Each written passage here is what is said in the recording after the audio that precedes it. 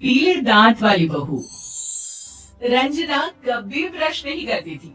उसे कितनी बार उसके माँ बाप ने डांटा, लेकिन उसका कोई असर उस पर होता ही नहीं था, जिस कारण से उसके दांत पीले पीले हो जाते हैं। शादी के बाद। अरे बहू, वैसे तो तुझमें कोई कमी नहीं है, पर तेरे दांत दांत इतने पीले कैसे हैं बेटा? कैसे है मतलब? कोई सर्जरी थोड़ी ना कराई है। वो तो क्या नाम, मैं ब्रश नहीं करती थी तो पीले हो गए। क्या करूं? आप कहे तो लाल करवा लूं या फिर काले? यार, ये क्या है? क्यों माँ से लड़ रही हो? लड़ रही हूँ? अरे मैं लड़ रही हूँ या ये बोल रही है कि दांत पीले है, पीले। अरे तपस्या थोड़ी ना की है इन्हें पीले करने के लिए। बकायदा ब्रश नहीं किया है 20 साल तक, तब जाकर। छी, कैसी बात कर रही हो? ये उस वक्त तो पीले नहीं थे जब हम लोग तुम्हें देखने आए थे। अरे तब साफ करवा लिया होगा डेंटिस्ट के पास जाकर। अब देखो कैसे पीले पीले लग रहे हैं। रंजना सास की तरफ गुस्से से देखती है। फिर शुरू हो गई पीले पीले पीले। अरे पीले तो तभी थे जब मेरे हाथ का रसगुल्ला उड़ा उड़ा कर खा रही थी और बोल रही थी, लड़की नहीं गुणों का खजाना दे रहे भाई साहब आप। खैर, अब वो लोग करते भी तो क्या करते, पीले दांत वाली बहू पल्ले पड़ी थी तो झेलना तो था ही। एक दिन कीर्तन में रंजना गाना गा रही थी। अरे कमला बहन, माँ का द्वार है, यहाँ तो सब शुद्ध होकर आते हैं, फिर अपनी बहू को ब्रश भी नहीं करवाती तुम। दूर से पीले पीले दांत भक्ति में बाधा उत्पन्न कर रहे हैं। और कोई 2 साल के बच्चे थोड़ी ना लेकर आई हूँ मैं बहू बनाकर। अच्छी खासी लड़की है, अरे कैसे करवाऊं ब्रश? ये तो उसे खुद करना चाहिए ना। अब माँ बाप तो इसके जैसे तैसे निपटा दिए, ये नहीं सोचा कि सास कैसे संभालेगी। सास बहू को लेकर घर आ जाती है, लेकिन सोच लेती है कि अब इसे लेकर कहीं नहीं जाएगी। अगले रोज बहू कहती है, अरे क्या हो गया, मंदिर नहीं जाना क्या? कीर्तन का वक्त हो रहा है। मेरी मधुर वाणी से कान्हा जी जागते हैं और सोते हैं। आप तो जानती है ना उनकी भक्ति में कितना मन लगता है मेरा। वो क्या है ना, तबीयत ठीक नहीं लग रही है मेरी, आराम करूंगी मैं। तबीयत ठीक नहीं लग रही? अभी तो मिथुन के गाने पर नाच रही थी आप, और अब बोल रही है कि तबीयत ठीक नहीं लग रही। अरे भक्ति में मन लगा लो सासू माँ, ऊपर जाना है, क्या मुंह दिखाओगी आप? हाँ? सास को बहू की बात पर गुस्सा आ जाता है। मैं क्या मुंह दिखाऊंगी, इसकी चिंता तू ना कर, समझी? अपने मुंह की चिंता कर, जो ये पीले पीले दांत लेकर हर जगह पहुंच जाती है। पता है लोग कितना मजाक बनाते हैं। ना जी ना, मैं नहीं जाना कहीं तेरे साथ। तो ये बात है। कोई ना, मत जाओ, मैं अपने कमरे में ही बैठकर भक्ति कर लूंगी।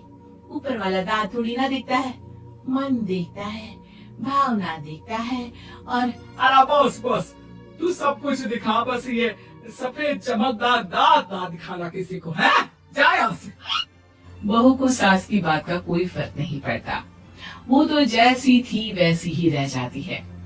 सुबह नहाकर किचन में खाना बनाना, फिर खाना खाना, कीर्तन भजन करना और सो जाना। एक दिन, माँ जी मैं सहेली के घर जा रही हूँ, शाम को लेट आऊंगी। हाँ, तो जाना, मैंने कौन सा तेरी आरती करनी है घर पर बैठकर। रंजना सहेल के घर जाती है, जहाँ वो पार्टी में जाने की तैयारी कर रही होती है। अरे शिखा, कहाँ जाने की तैयारी कर रही है? मैं गलत वक्त पर आ गई क्या? अरे नहीं यार, उल्टा सही वक्त पर आई है। मैंने ये साड़ी और ज्वेलरी निकाली है यार, शाम को इनके ऑफिस की एक पार्टी में जाना है। बताना कैसा लग रहा है ये सब? नहीं यार, इस ड्रेस के साथ तो वो वाली ज्वेलरी अच्छी लगेगी। हाँ, सही बोल रही है, मैंने ध्यान ही नहीं दिया। वैसे तो हमेशा से मस्त फैशन सेंस रखती है। तो बड़ा जाती होगी ना पति के साथ पार्टी में।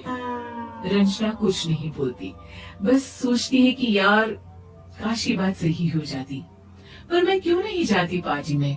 क्या इन लोगों की कोई पार्टी होती नहीं होगी? रंजना घर आती है और रात में पति से सवाल करती है, एक बात बताइए, आप मुझे किसी पार्टी में क्यों नहीं ले जाते? क्या आपकी यहाँ ऑफिस में पार्टी नहीं होती? पति बेचारा क्या कहता कि दांत पीले हैं तुम्हारे इसलिए। अरे कोई पार्टी होती नहीं हम लोगों के ऑफिस में, तो कहाँ से लेकर जाऊं?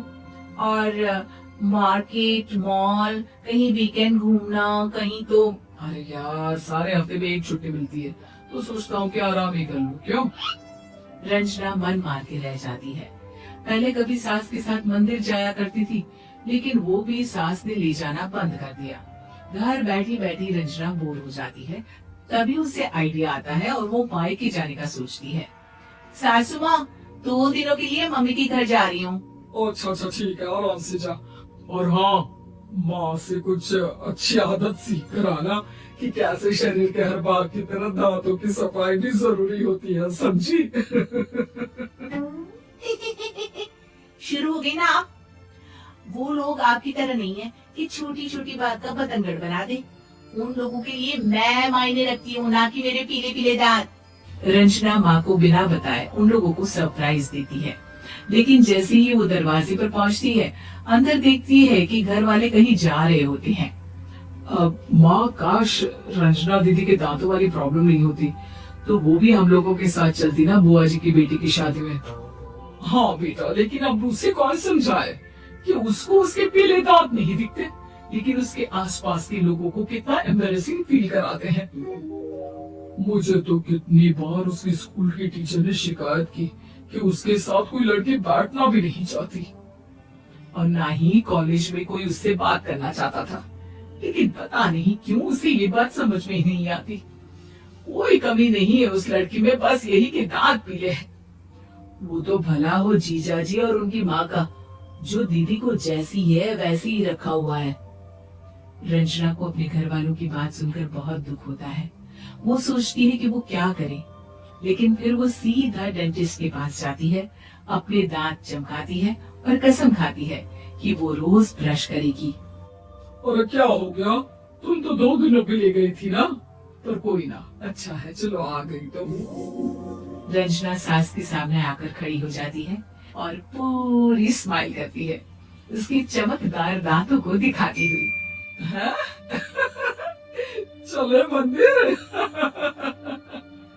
माँ, मुझे माफ कर दीजिए, मैंने आप लोगों को बहुत एम्बैरेसिंग फील करवाया। मैं आज से रोज ब्रश करूंगी।